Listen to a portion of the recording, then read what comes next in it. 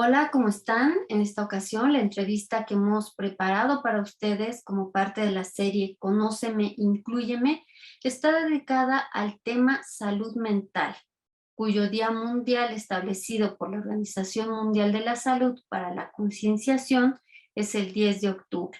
Les recuerdo, mi nombre es Alejandra Betancourt. Estoy a cargo de la Jefatura de Servicios Educativos y Mediación del Museo de las Constituciones de la UNAM, quien junto con la red de museos para la atención a personas con discapacidad hemos venido publicando esta serie. Comenzamos. Bueno, pues en esta ocasión tenemos la grata presencia de Óscar Oliva Vázquez. Él es licenciado en Psicología de la UNAM con maestría en Administración de Instituciones de Salud. Él en su formación es psicólogo clínico y actualmente se desempeña en el Instituto de Salud del Estado de México, el Hospital Psiquiátrico Dr. Adolfo M. Nieto. Él brinda atención a pacientes hospitalizados y da consulta externa con valoraciones psicológicas, intervenciones grupales e individuales, charlas, conferencias, capacitaciones, ejecución de programas institucionales y apoyo en la jefatura del Departamento de Psicología. Pero bueno, ya antes también había trabajado en el Centro Médico de Ecatepec y el Hospital Regional José María Morelos y Pavón, en el sistema de integral de la familia del DIF del estado de Morelos, y es una persona que constantemente se está preparando, capacitando, tomando cursos. Por ejemplo, el de atención de pacientes con trastorno de estrés postraumático, el diplomado de voluntades anticipadas y bioética por la Universidad Autónoma del Estado de México, el diplomado superior universitario en actualización en salud mental por la Universidad Autónoma también del Estado de México. Óscar, bienvenido, un gusto que estés aquí con nosotros apoyándonos. Óscar, ¿qué es la salud mental? ¿Por qué es importante poner atención en nuestra salud mental? Bueno, como profesionales de la salud, nosotros siempre esperamos que el paciente logre un desenvolvimiento pleno, que sea capaz de tomar decisiones, que siga con los patrones preestablecidos socialmente ya para él. Es decir, esperamos que un chico de 14 años se desenvuelva, piense y viva como un chico de 14 años, que además haga las actividades del chico de 14 años, que una persona de 28, de 40, de 50, es decir, como que ya hay parámetros preestablecidos. Sin embargo, la presencia de una enfermedad a nivel físico es muy notoria porque rápidamente limita su desenvolvimiento. Y lo que nos habla la salud mental o la ausencia de la salud mental nos dice que la persona no tiene la capacidad de obtener un bienestar a nivel físico, biológico, psicológico, y ello le limita en su desenvolvimiento. Entonces, de momento, vemos personas de una edad con cierto nivel de inmadurez. Vemos algunas personas que tienen que estar desarrollando algunas actividades y que algo les impide hacerlo. Y decimos, bueno, ¿qué es ese algo? Pues son los síntomas de una enfermedad, pero que al no ser de tipo biológica, pues parece que no se le tendría que dar tanta importancia. Y es allí donde radica principalmente la falta de atención, porque creemos que lo psicológico, lo social, no tiene que ver con la ausencia de la salud como tal, y muchas veces es lo más limitante. Entonces, pongamos a pensar cuántas veces hemos tenido que ir al trabajo cuando tenemos una preocupación más importante en casa. ¿Cuántas veces tengo que estar en una reunión y tratar de sentirme de una forma cuando la verdad es que mis sentimientos, mis emociones me están llevando a otro contexto? Y sobre todo, ya en enfermedades que afectan nuestra mente, ¿cuántas veces el paciente tiene que estar fingiendo que no escucha o que no ve cosas que los demás ahí no perciben? Y entonces todo esto le genera un desgaste de tipo emocional y a largo plazo pues va a impedir que ellos se encuentren con una estabilidad o con una capacidad para desenvolverse y adaptarse, para solucionar los problemas que cotidianamente tendríamos que hacer sin ningún tipo de complicación. Entonces, yo creo que la ausencia de un bienestar en los diferentes contextos como seres humanos es lo que la llamamos carecer de salud mental. Muchas gracias. Pues sí, sí es muy interesante esto que dices, porque digo, más allá de que en sí mismo y para mucha gente puede decir, bueno, es obvio, ¿no? O sea, que te encuentres en situaciones de estrés, o sea, nos acostumbramos a vivir en el estrés, ¿no? O sea, eso es un problema porque no nos estamos dando cuenta que nuestra salud, como tú dices, no es una cuestión nada más del cuerpo, de, me dolió, tuve un síntoma, me dolió el Sí. estómago, me duele la cabeza, no sé, me sale salpullido en las manos, ¿no? Eh, y a veces esas enfermedades que se manifiestan en lo físico tienen un origen también en las cargas de estrés que estamos viviendo, ¿no? Que cuando ya pasaron ciertos niveles, ese estrés que ya dejamos de controlar o no podemos simplemente controlar, los vamos canalizando. Y también es muy frecuente que pues demos por sentado que, como tú dices, bueno, eso que no se manifiesta, a lo mejor sí se manifiesta, ¿no? A lo mejor no sabemos en lo cotidiano, la mamá, el hijo, los hermanos, no entendemos exactamente que ya se está manifestando algo, que hay desequilibrios, pues a nivel individual o hasta de la familia, no sé, Sí. pero como no tenemos esta observación fina de la parte emocional, de eso que, como tú nos estás diciendo, si eres capaz de tomar o no decisiones en un momento dado, si tus decisiones son pues más bien emocionales, nada más así como impulsivas, o si son decisiones ya pues pensadas, en fin, hay una serie de cosas en las que yo creo que pues no nos estamos muy acostumbrados a poner atención y damos por sentado que eso son cuestiones pasajeras, o son cuestiones de carácter, ¿no? Es que él siempre está enojando y siempre se excede y siempre pasa esto. Sí, Siempre sí, hacemos sí. ese tipo de cosas. Omitimos la posibilidad de que eso sea una enfermedad. Inclusive en el área de la salud, bueno, tenemos tres niveles de atención, ¿no? El primero, segundo y tercer nivel.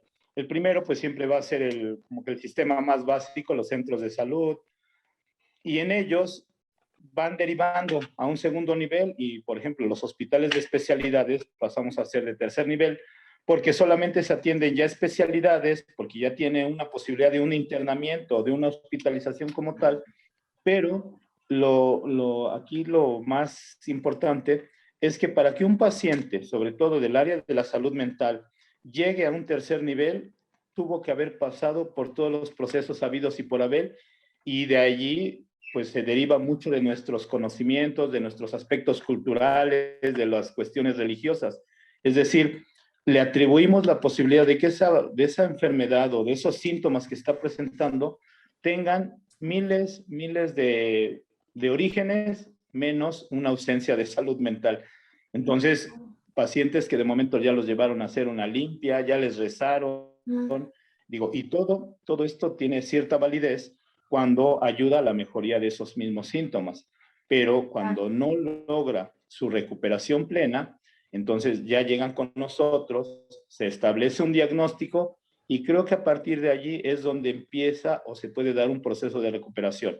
Ahora, no todos los pacientes van a llegar a ese nivel. Claro. Y para ello, pues hay que describir que la enfermedad o los síntomas de toda la enfermedad mental tienen tres grados o tres niveles, ¿sí? El leve, moderado y grave. Es decir, hay personas que solamente pueden presentar algunos síntomas de forma leve y no van a ser ni limitantes ni incapacitantes. Habrá personas que agraven un poquito y sus síntomas ya son un tanto moderados, ¿sí? Entonces, aquí ya empezamos a ver que ya perdió la capacidad de comunicarse, la capacidad de resolver, la capacidad de disfrutar las cosas que cotidianamente hacía. Su desempeño en el trabajo a lo mejor ya no es el mismo, su rendimiento escolar empieza a bajar. Y bueno, y si esto todavía no recibe una atención, puede pasar al siguiente nivel que sería el grave, ¿sí? Entonces, cuando ya una persona tiene síntomas graves, pues estamos hablando de que ya se encerró, definitivamente ya perdió contacto, ya perdió el interés por la mayoría de cosas o actividades, sus relaciones familiares están casi destruidas o ya están al borde de la ruptura. Sí, el trabajo difícilmente lo logra desempeñar con cierta capacidad, con ciertas habilidades. Y entonces, en ese momento, el paciente ya tiene o requiere una atención plena, completa, sobre todo de equipo multidisciplinario. Y lo recomendable es establecer un tratamiento médico farmacológico y psicológico. Y entonces siempre les digo, empezamos con un tratamiento farmacológico, a lo mejor con una carga establecida por el psiquiatra que pudiese considerarse fuerte, pero a mayor evolución va a disminuir el tratamiento farmacológico y va a incrementar la terapia psicológica hasta que se desaparezca el tratamiento farmacológico, se quede con la psicoterapia y posteriormente se hable ya de una recuperación como tal. Y entonces entra otro concepto que llamamos rehabilitación psicosocial. ¿Sí? ¿Qué nos habla? La rehabilitación psicosocial nos habla que todo paciente del área o detectado dentro del sector salud requiere rehabilitar las habilidades que tenía antes de enfermarse. ¿Sí? Y muchas veces pensamos que solamente es quitarle los síntomas. ¿Sí? Bueno, llega un paciente, tiene alucinaciones de tipo auditiva o visuales, y decimos, bueno, pues denle tratamiento para que se le quiten esas alucinaciones. Pero no, la rehabilitación nos habla que hay que irlo acompañando hasta que él logre el mismo desenvolvimiento que tenía antes de empezar la enfermedad. ¿Sí? Y si podemos mejorarlo, pues todavía mejor. Ahí sería a favor del mismo paciente. Entonces, ese es como el objetivo que se tiene dentro de los hospitales, de las instituciones donde se atiende salud mental.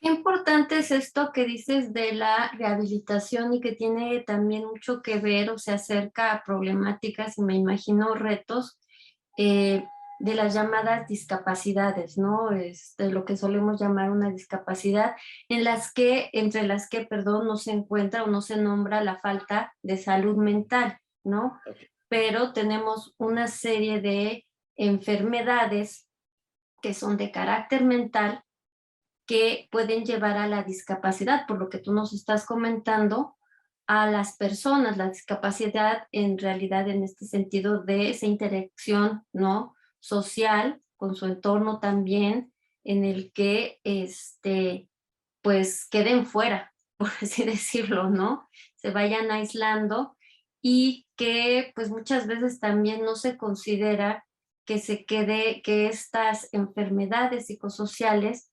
se conviertan pues una verdadera discapacidad para muchísima gente, sobre todo cuando no tiene entornos, digamos, amigables, entornos de apoyo, de soporte, ¿no? Que le den esto que tú dices, la rehabilitación, porque a lo mejor yo ya reconocí que tengo una situación o una condición X, ahorita te voy a preguntar sobre cuáles son esas enfermedades mentales, pero después, aunque yo lo haya, digamos, tomado conciencia de cuál es mi condición, el punto es que a veces también voy a necesitar ese apoyo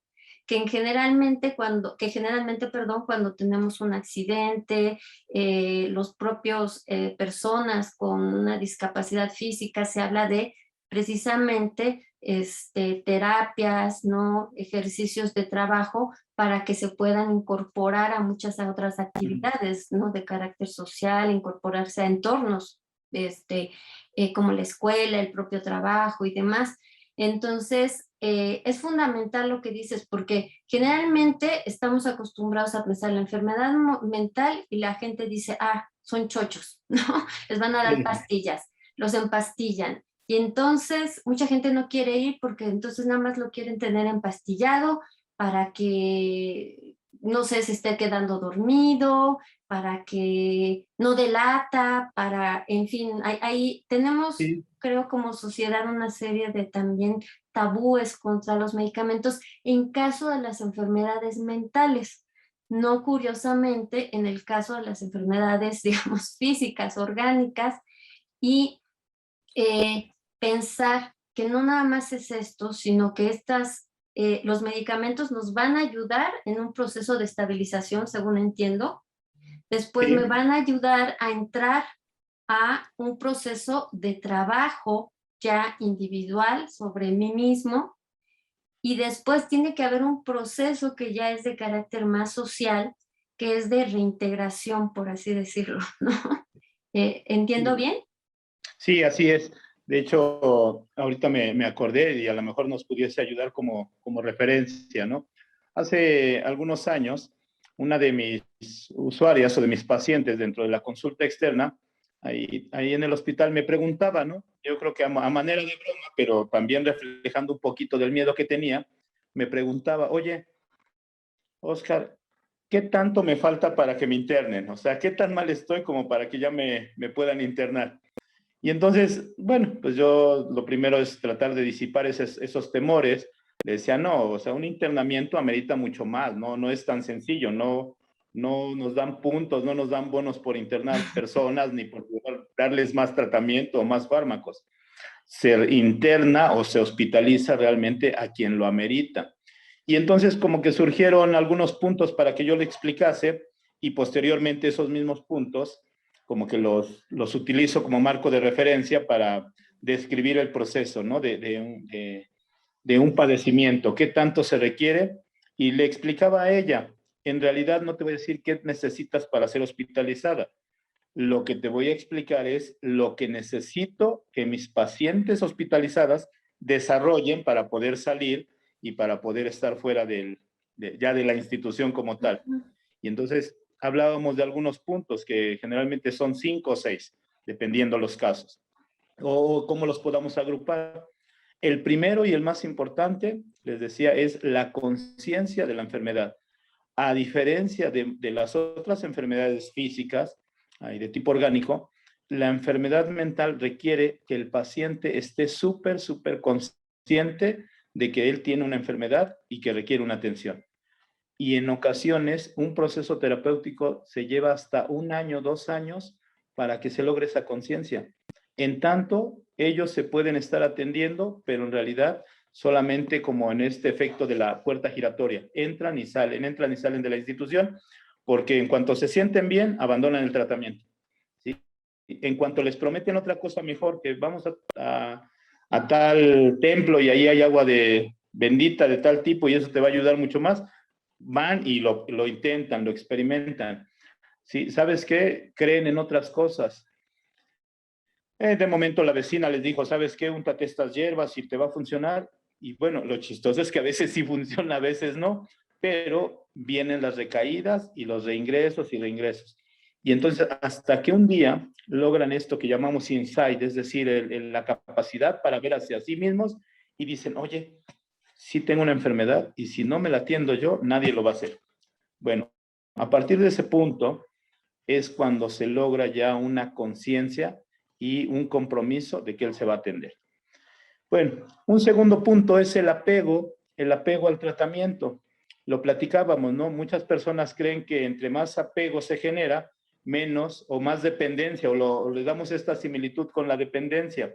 No, para nosotros el apego terapéutico se refiere a este compromiso que debe tener no solamente el paciente, sino la familia, de que si uno le dice tiene que venir a tantas sesiones, son las sesiones que debe asistir.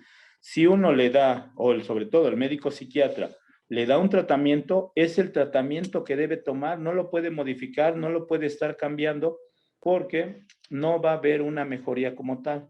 Cuando un paciente tiene conciencia de enfermedad y adquiere un apego al tratamiento, tenemos ya como los dos puntos más importantes.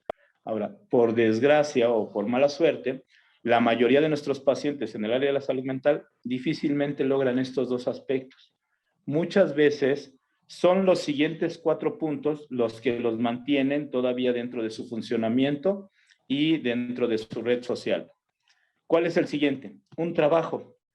Un paciente necesita trabajar para ser autosuficiente, para ser independiente, ¿sí? Para que en caso de que la institución no le dé los medicamentos, él los pueda comprar, ¿sí? Necesita también una actividad física. ¿Por qué? porque la actividad física es la principal para contrarrestar los efectos del estrés, de la ansiedad, del agotamiento mental. Todo ello nos los permite el mantenernos activos. Ahora, nos da, sobre todo cuando los mandamos a una actividad bien establecida, nos da la posibilidad de que ellos adquieran nuevamente horarios. Una de las cosas importantes es que el paciente lo primero que pierde es esta capacidad para tener un orden de las cosas, ¿sí? Ahí, su mente está desorganizada, sus pensamientos están fluctuando, vuelan, llegan a 1000 por hora, y entonces lo que una actividad muchas veces les da, nuevamente los encuadra. Es decir, tienes horario, tienes actividad. Tienes una motivación, tienes horario, tienes actividad. Y entonces después de 2, 3 meses, muchas veces la actividad física les ayuda a disminuir estrés, les ayuda a disminuir su agotamiento mental y les permite ir regresando, los llena de energía y les permite ir regresando a las actividades cotidianas. Les da la fuerza que requieren para hacer otro. Otro punto, la red o el apoyo familiar.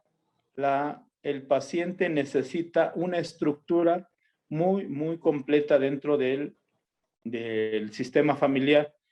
Entonces, necesitamos comunicación, necesitamos patrones de crianza cuando son menores de edad muy bien establecidos. Independientemente de que si la familia está unida o no está unida, todos deben tener como una coherencia en lo que se está haciendo con el paciente o alrededor del paciente. Saber con quiénes se cuentan, evitar también otro tipo de trastornos como algo que llamamos desgaste del cuidador o colapso del cuidador. ¿Por qué? Porque a veces el paciente se la pasa cómodamente, ¿no? Dice, bueno, yo estoy enfermo, atiéndanme. Y entonces no nos damos cuenta y cuando nos percatamos, ya no tenemos solamente un paciente, sino tenemos ya un paciente y otro no identificado, que es el cuidador. ¿Sí? Y otro desgastado porque es el que tiene que trabajar por lo caro que a veces son los tratamientos. Y entonces ya se colapsó la familia y lo que se espera es que más adelante el paciente vuelva a recaer porque su red de apoyo no tuvo el apoyo también necesario. Entonces a veces el tratamiento no solamente se va a centrar en nuestro paciente, sino también en la familia para irle dando psicoorientación, psicoeducación, que le permita saber qué tanto puede o no puede apoyar. Y siempre una de las funciones principales ahí es decirle al familiar, ¿sabes qué? No intentes hacer más de lo que no está a tu alcance, porque si no vas a perder tu propia salud por tratar de cuidar algo que en este momento no es cuidable. ¿Sí? Cuando el paciente requiere la hospitalización, le decimos, pues déjanos un tiempo, ¿no? O sea, no lo vamos a retener más del tiempo necesario, pero también aprovecha para que tú seas capaz de sacar esos pendientes, de darte un tiempo para ti mismo y ahora sí, romper con ese vínculo que ya tienes en torno a la enfermedad de tu paciente como tal. Y bueno, y los otros dos aspectos que pudiesen ser así complementarios es la búsqueda de actividades sociorecreativas y de esparcimiento, ¿sí? Y es donde entra esta parte de la plática. ¿Por qué? Porque la mayoría, bueno, aquí sí es donde aprovechamos que en nuestro país contamos con la red de museos más importante de América. Ahí tenemos los recintos culturales más relevantes y al mejor acceso.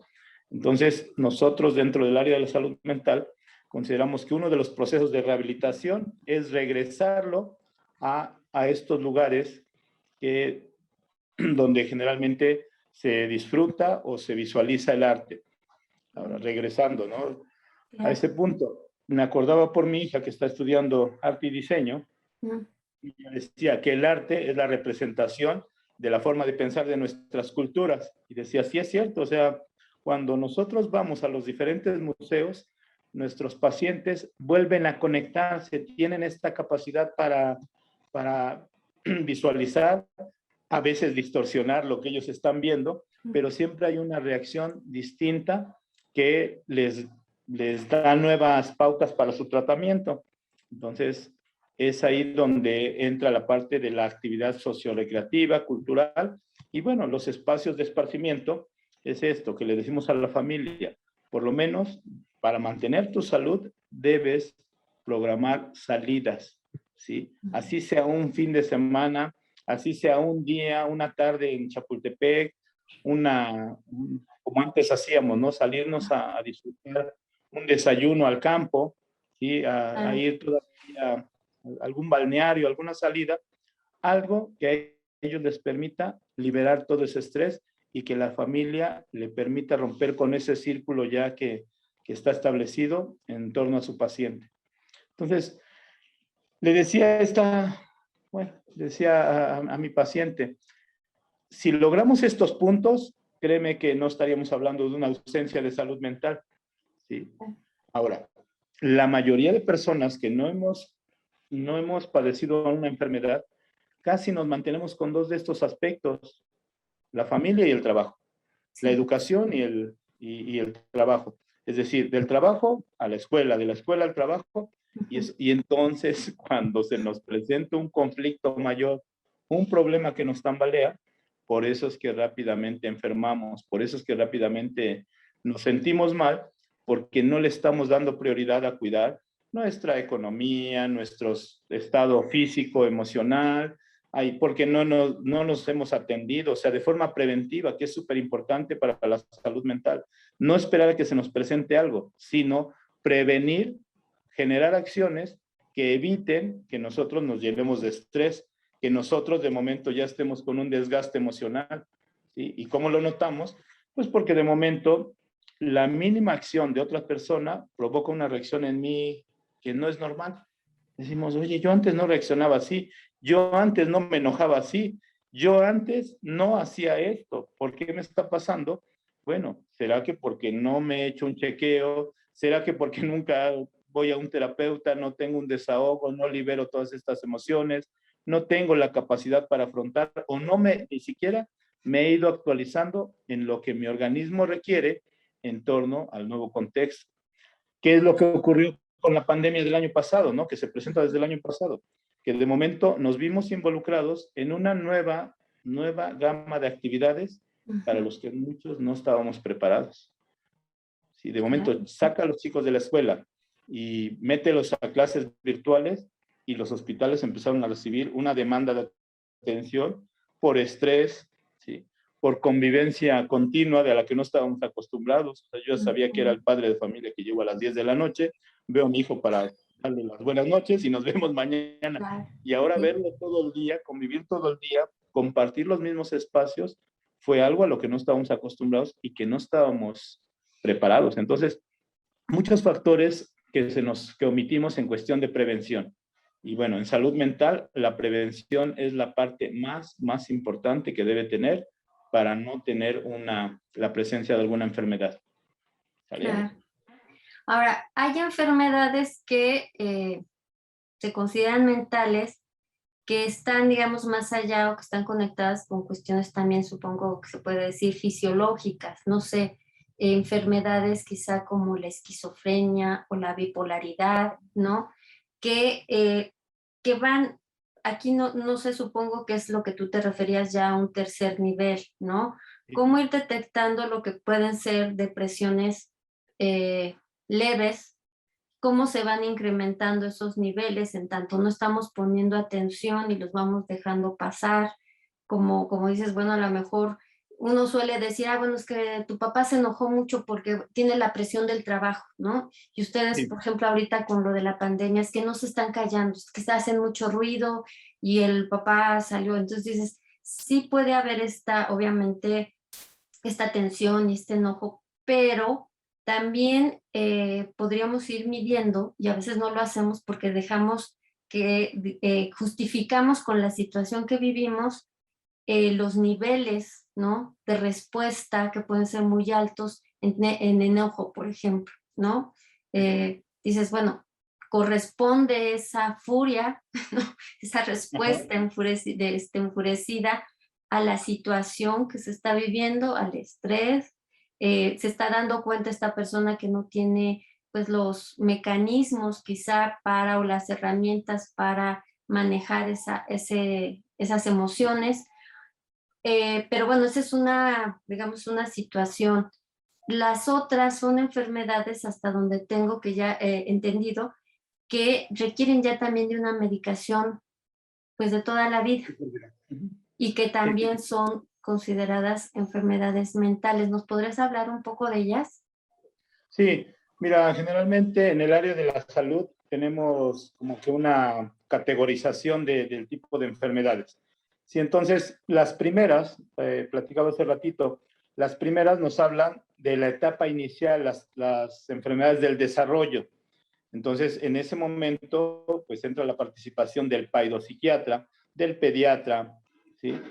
Quienes se encargan de detectar, bueno, en ocasiones el neurólogo, ¿y qué enfermedades son? Estas que ya afectan el organismo, que ya no son consecuencia de una situación de estrés, de ansiedad, de un cambio repentino en la vida, ¿sí? Entonces estamos hablando, por ejemplo, de enfermedades como la epilepsia, y que ya es un daño a nivel cerebral, es una descarga incontrolable de electricidad que nos puede llevar inclusive a la presencia de convulsiones, ¿sí?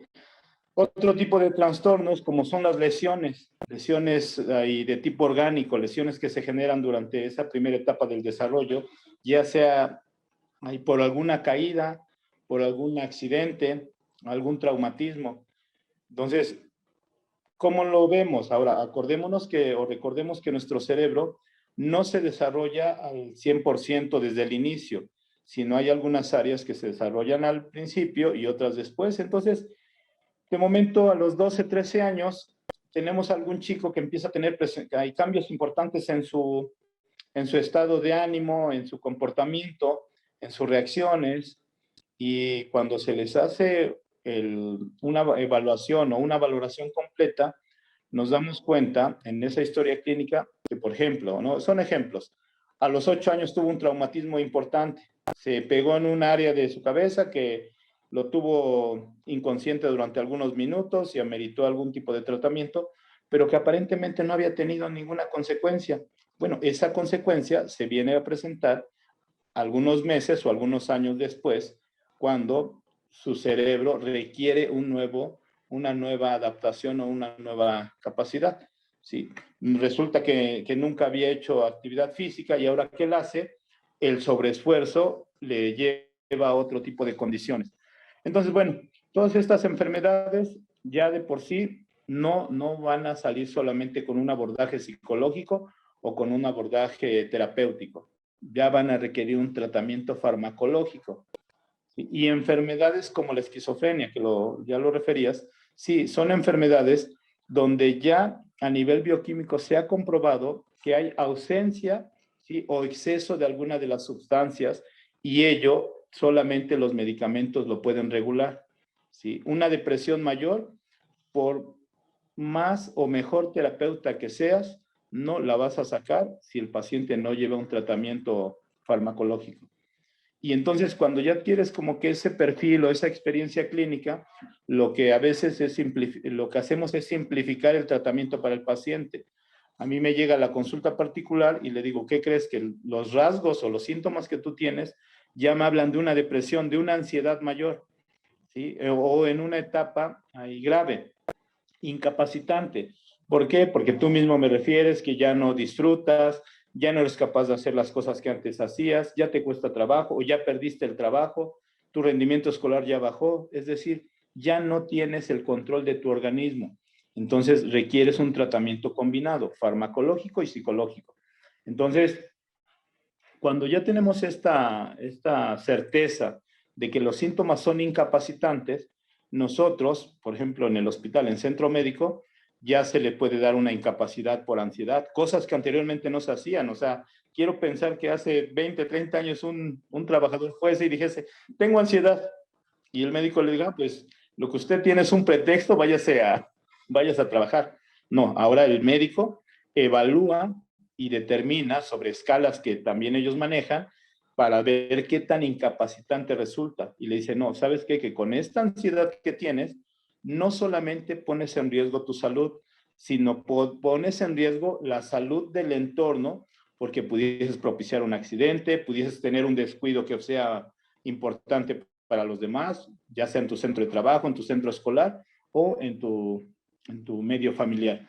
Entonces, este tipo de diagnósticos ya nos permite saber qué tan incapacitante puede resultar la enfermedad, dependiendo de la misma. Algunos casos ya sabemos, ¿sí? Que por ejemplo, en el caso de la esquizofrenia, ya sabemos que por sí sola es incapacitante, pero dependiendo de la gravedad de los síntomas que esté presentando, es como puede uno funcionar el paciente. Entonces, alguien que está completamente medicado y controlado puede llevar su vida durante años sin que haya presencia de síntomas, aunque la enfermedad no ha desaparecido, está ahí, como Claro. se encapsulada, controlada, pero está presente. Y sin embargo, no por ello lo vamos a incapacitar de por vida. ¿Sí? Va a depender mucho en qué etapa y cómo se están presentando sus síntomas. Hay los trastornos de ansiedad, los trastornos depresivos, ya dijimos los de neurodesarrollo. Ellos muchas veces ameritan un tratamiento de inicio, no es un tratamiento de por vida. Es decir, lo que el psiquiatra busca es reducir los síntomas, que el paciente mejore su estado, su capacidad, y nosotros trabajamos con esta readaptación, con esta reincorporación a las actividades. Y claro, trabajamos mucho la conciencia y sobre todo el origen de la problemática. Te pongo un ejemplo. 15 años, llega un paciente, 15 años desempeñándose con un buen salario, excelentes prestaciones, y de momento en un recorte, pues ¿cómo se llama? Él sufre ese recorte como tal, se queda desempleado. Y la familia no lo acepta del todo, el medio no apoya, y entonces llega una etapa depresiva, diríamos, grave. Bueno, empezamos un tratamiento, el tratamiento no lo va a curar, el tratamiento lo que va a hacer es que los síntomas no sean tan agravantes, que además yo siempre les explico, es a modo de vacuna. Ese tratamiento farmacológico no te está curando, lo que va a hacer es también impedir que empeores, porque todavía no sabemos, a veces no sabemos si ya fue la tormenta o apenas se está empezando. Entonces, si se presenta algo más complicado, ese paciente no va a agravar, todavía se va a mantener ese nivel. Y entonces la parte terapéutica va a ser que a través de la terapia o atención psicológica empecemos la reorganización de lo que va a ser su vida. Si el paciente tiene temor a no encontrar un trabajo similar, pues vamos a trabajar con esos temores. Si le da miedo no llegar nuevamente a ese nivel de vida que alcanzó, pues tenemos que ayudar a que se adapte al nuevo nivel de vida que tiene o al nuevo nivel que ha alcanzado. Entonces, son como que trabajar con estos procesos adaptativos de afrontamiento, lo que le va a ir ayudando a reencontrar ese camino. Ahora, ¿qué va a ocurrir? Que si el paciente de momento vuelve a encontrar un trabajo, eso le va a ayudar mucho más a mejorar que la misma atención que está llevando. Si el paciente no encuentra un trabajo, por más tratamiento y por más terapia, pues no va a haber mejora. ¿Por qué? Porque el origen estuvo en que perdió su trabajo y no lo ha recuperado. ¿Sí? Entonces, tenemos que ser conscientes y muchas veces trabajar también con la familia para que ellos colaboren. ¿Sí? ¿Por qué? Porque a lo mejor el paciente está preocupado porque ya no le va a poder dar el nivel de escolaridad que le estaba dando a los hijos. Y cuando los hijos saben esto, dicen, ¿sabes qué? No, por mí no te preocupes. Ahí recupérate y vemos qué se puede hacer. Entonces, ellos también participan, la familia es partícipe muchas veces del tratamiento.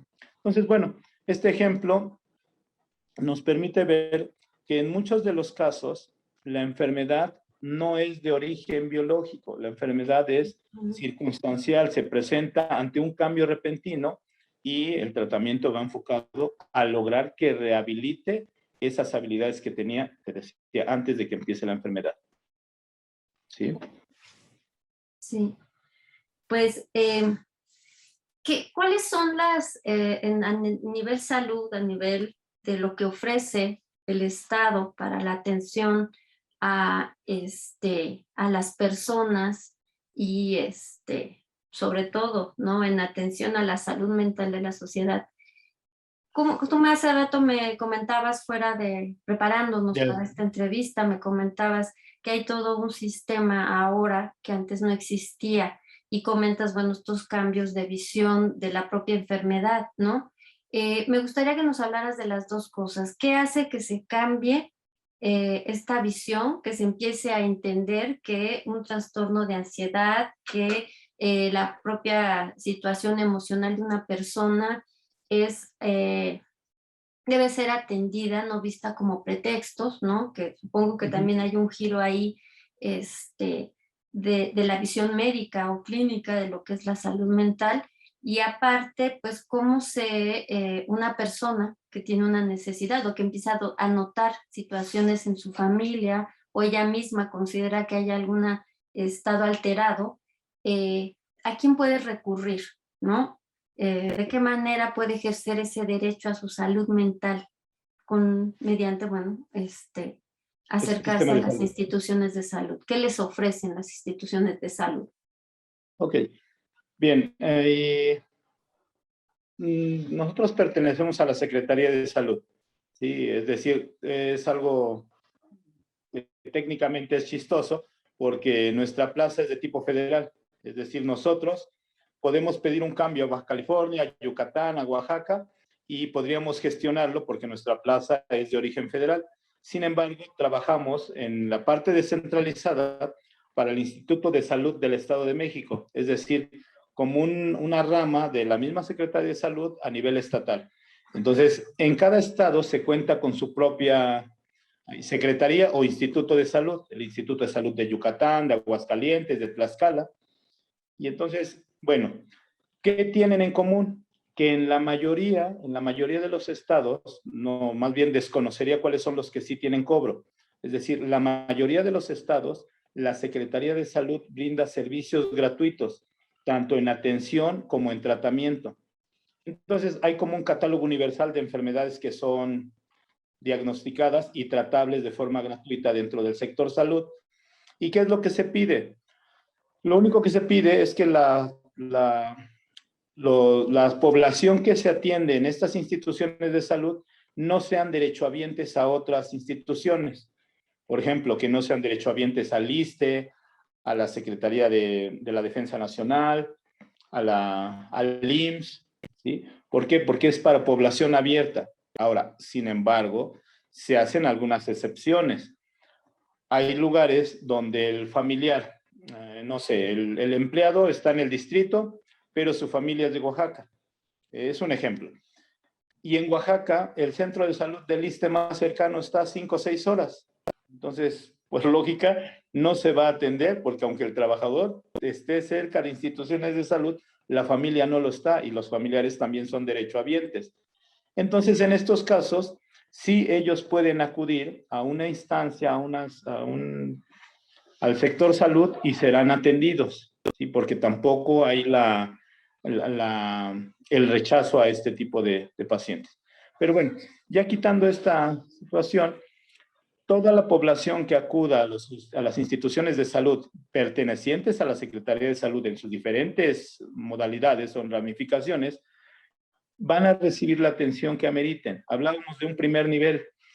Ese primer nivel está compuesto por todos los centros de salud, todas las clínicas, clínicas rurales, hospitales hay también considerados de primer nivel porque no tienen los elementos para dar mayor atención y ahí recibirán el primer diagnóstico o primera atención como tal, que muchas veces es la detección, ¿sí? O afinar un diagnóstico como tal.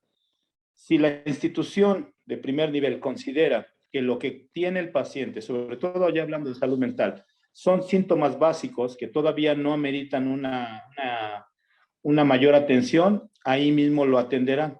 Lo van a derivar a otro centro de salud que tenga atención psicológica, ahí psiquiátrica, y ahí se va a quedar su atención. Si ese centro de salud considera que ya ocurrió algo mayor, algo más incapacitante, lo va a mandar a un segundo nivel o directamente al tercer nivel cuando ya es una especialidad, ¿sí? ¿Qué casos puede ir a segundo nivel? Vamos a pensar que llegó una chica con el médico de la clínica y le dice que intentó quitarse la vida y que además se hizo cortes. Bueno, si el centro de salud cuenta con el instrumental y la capacidad para darle la atención, la va a atender o la va a referir al segundo nivel para que primero veamos por la parte de la salud física, es decir, revisen cortes, le aplicarán las vacunas para el tétanos por si utilizó un cuchillo, alguna situación, un lavado gastrointestinal si tomó pastillas, dependiendo las circunstancias. Y ese segundo nivel ya no la regresa a primer nivel porque ya no es de primer nivel, ya eso amerita una especialidad. Entonces nos las va a mandar a tercer nivel porque ahí ya está el especialista. Si es menor de edad, paidopsiquiatra. Si es mayor de edad, hay psiquiatra como tal. Ahí, si es adulto mayor, pues un geriatra. Entonces ya contamos con la especialidad que le va a dar continuidad a esa problemática y va a generar un nuevo diagnóstico que ya sería un padecimiento de tipo psiquiátrico, dependiendo de la edad en la que se encuentre. Entonces, es así como va funcionando. Ahora, en los 3 niveles no va a tener costo. ¿Sí? Entonces, muchas personas tienen este temor, ¿no? De pensar que la Secretaría de Salud es como lo más bajo, como que es lo peorcito a lo que podemos llegar. Y bueno, yo sí les puedo decir que en mi experiencia laboral, la verdad es que el personal se desempeña, se desenvuelve en las mejores condiciones, recibimos una capacitación constante, nos basamos en normatividades ya nacionales e internacionales, estamos siempre siendo supervisados, entonces no podemos hacer algún procedimiento que se nos ocurra. Todo está normatizado y todo ya está supervisado por estándares internacionales. Entonces, la verdad es que el personal cuenta con la capacitación y la formación profesional de primer nivel. No, bueno, y de hecho, viendo tu semblanza y revisando bueno, los cursos que siempre estás atento a la capacitación, creo que hay dos cosas que hacen las instituciones. Una es la política propiamente, obviamente, de la dirección que se hace de una institución o un instituto o un organismo como es la Secretaría de Salud o el IMSS o cualquiera, Sí, pero también otra es la gente, ¿no? O sea, la gente como tú, la gente profesional que está atendiendo, que está en la disposición de servicio y que pues le da también esos niveles de atención de calidad altos que en los que también pues podemos y debemos confiar, ¿no? Y digo debemos en el sentido de no llenarnos también a veces como de angustia, porque como tú dices, a veces vemos, es que es una institución pública, es un servicio bajo, ¿no? O sea, de baja calidad. así lo pensamos. Ya si es una institución privada, es de calidad. Entonces, es importante quitarnos estas ideas, estos prejuicios, porque a fin de cuentas vamos a encontrar, pues a veces, ¿no? Tenemos buena, así como dicen, buena puntería, mala puntería, y podríamos ir a una institución privada en la que no tengamos una buena atención o en Claro. una institución pública que nos suceda lo mismo, que bueno, pues sí hay que decirlo, obviamente son servicios mucho más saturados, ¿no? Hay más gente que atender, tenemos que esperar más, pero sí es importante confiar en que vamos a recibir la atención que necesitamos, que requerimos, ¿no? Y que sea en públicos, servicios públicos, privados, el IMSS, el ISSSTE, como dices, Marina, salubridad, siempre hay también espacios donde podemos encontrar eh, pues la atención que requerimos, ¿no? Y la atención Sí, emocional que es importante pues de estar también nosotras pendientes con los niños, ¿no? Que es muy frecuente también decir que como son niños, pues de repente hacen cosas y no ponemos mucha atención, a menos que se provoquen situaciones ya extremas, pero siempre es importante tener esta idea, ¿no? Aquí puedo atender, esto no lo sé controlar, no sé cómo, a lo mejor podría ser una nimiedad de una mamá que diga, ay, es que yo veo que hace esto. Bueno, es mejor ir y ver si es una nimiedad, ¿no? Si es una cuestión de mala educación, por así decirlo, sí, sí, o sí. pues una cuestión ya propiamente de conductas que están saliéndose de control. Vamos a regresar ya para ir cerrando la entrevista, Oscar. Vamos a Claro. regresar a tu experiencia, a esta que nos comentabas sobre el programa de inserción social, ¿no? De Ajá. de empezarse a mover en los espacios sociales. En este caso hablabas de los espacios culturales y cuáles eran, pues, digamos, la riqueza que tuvo, en tu opinión, el encontrar que estas personas con las que tú, estos grupos que se acercaban a los museos, empezaron ellas mismas a encontrar sus ligas, ¿no? Por ejemplo, en el Museo de Arte Popular decías, bueno, es que, o de las culturas, es que ellas mismas hablaron de su propia experiencia o de, encontraron, ¿no? Sí. Afinidades con lo que había ahí. ¿Qué recomendaciones, o sea, pensando en eso, en tu propia experiencia, qué cosas consideras tenemos que tener en cuenta el personal de museos?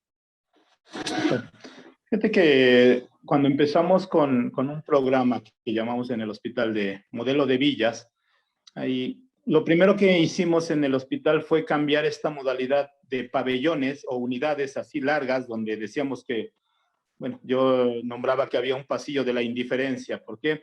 Porque vas en el pasillo y están las camas, así como pasa en cualquiera de los hospitales que vemos. Ahí están las camas y el médico o los profesionales de la salud pasan por el pasillo y solamente cuando es necesario se acercan a una de las camas, revisan el expediente y de ahí determinan qué se puede o qué no se puede hacer.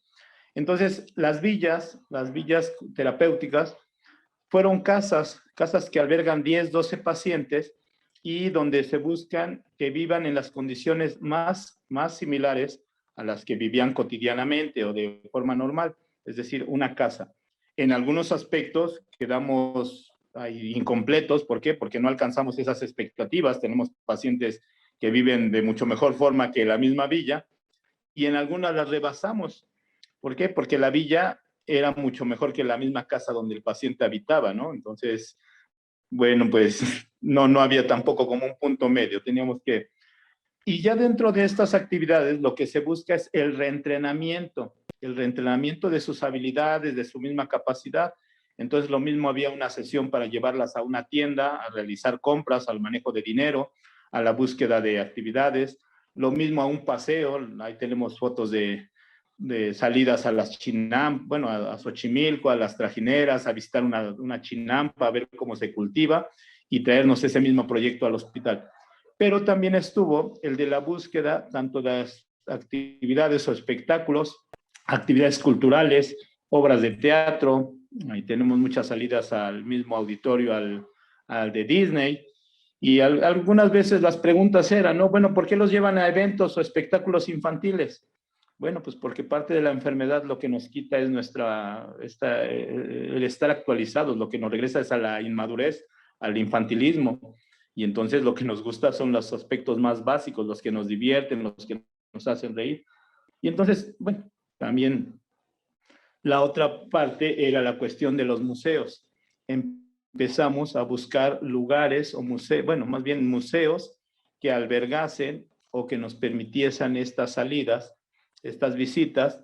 Y bueno, ahí te comentaba, tuvimos que experimentar muchos aciertos y también muchos desaciertos en cuestión de comunicación, en cuestión de elección de museo, ¿sí? En cuestión de la exposición que queríamos visitar. Entonces creo que eso es lo que pudiese hacer falta, establecer una comunicación, ahí saber cuando el museo pone o exhibe hacia qué tipo de población va dirigida, a abrir la invitación, digo, también no podemos excluir, sabemos que todos podemos hacerlo, pero también nosotros entendemos que hay exposiciones que son un tanto más delicadas por la infraestructura que se pone y nosotros elegimos también el tipo de usuarios o pacientes que pueden asistir. Entonces, si fuesen, imagínate, de los niños, cuando teníamos un grupo de un taller de adolescentes o un taller de infantes con TDAH, imagínate llevar niños con TDAH a un museo donde las piezas que se exhiben son de mucha fragilidad, ahí pues es como imposible, nosotros no tendríamos que llevarlo. Evidentemente ahí elegimos un museo donde les pongan talleres de pintura, de actividades.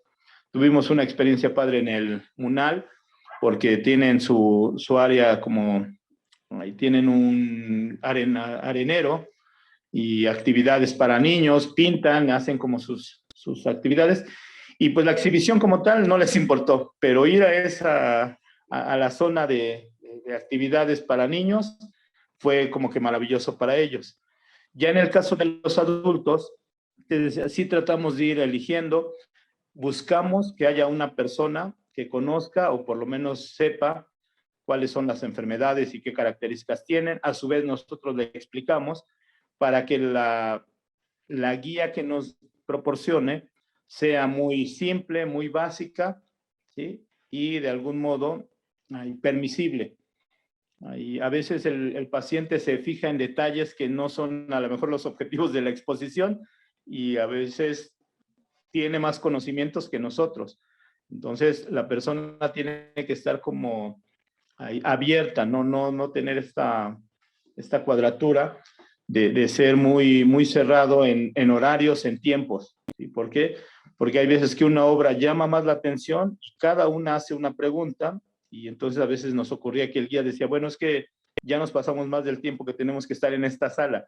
Y nosotros así como que, oye, pues córtanos otra sala que no sea prioritaria o tan importante, o venimos otra vez, pero aquí se engancharon y eso es lo que a veces nosotros buscamos, que el paciente a través del arte o a través de la cultura se reconecte con las cosas que ha perdido, con los aspectos que ha dejado atrás. Entonces, creo que eso es para nosotros bueno, de la experiencia, eso es lo que me dejó. Ahí tuvimos la oportunidad en el museo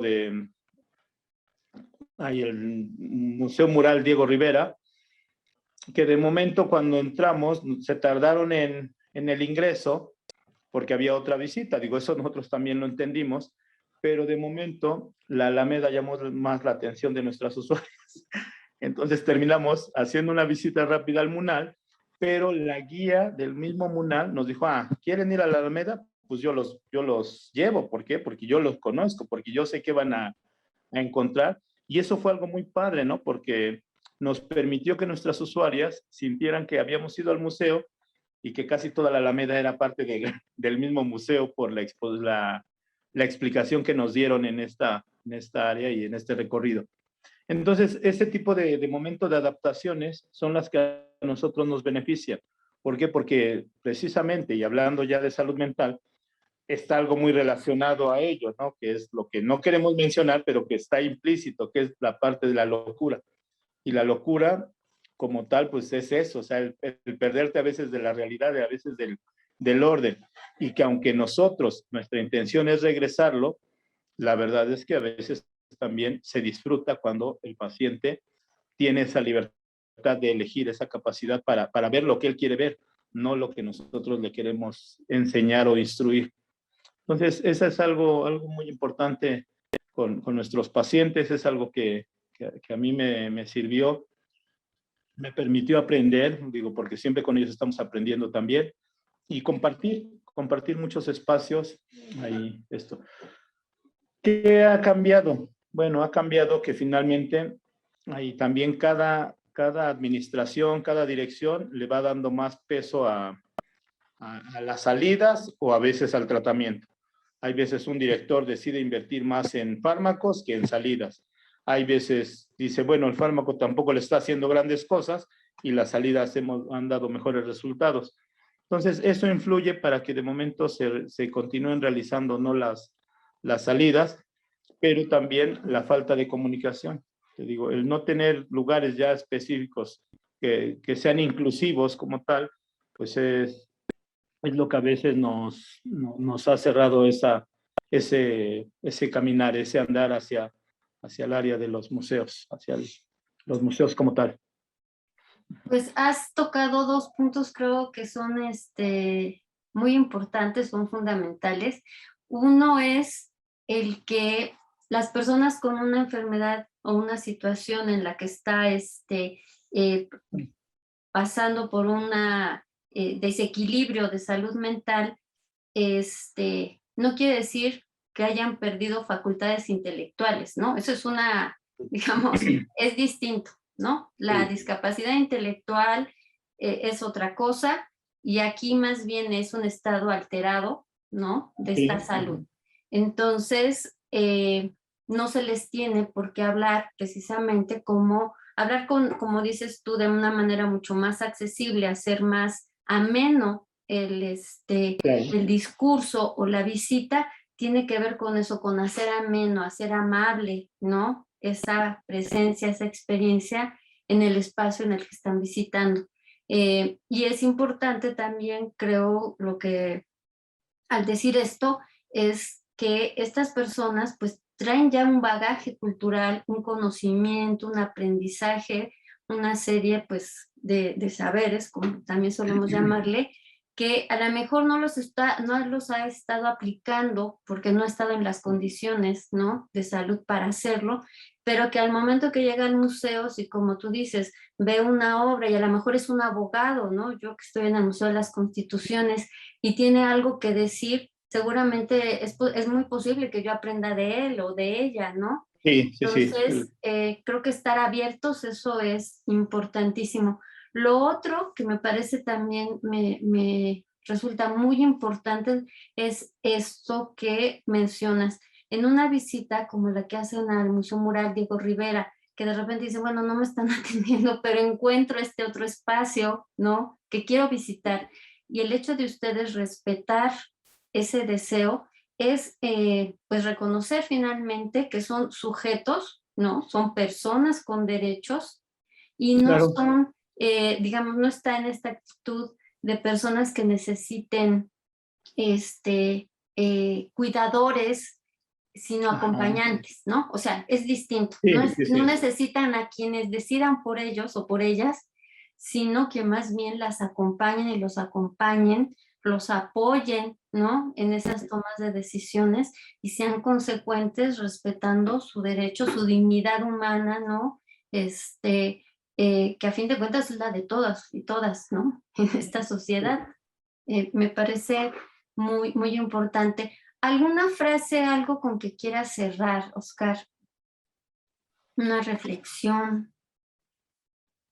Pues quizá el hablar esto, ¿no? Del factor preventivo. El hablar que la salud mental como tal no se cura, se previene. La salud mental es prevenible,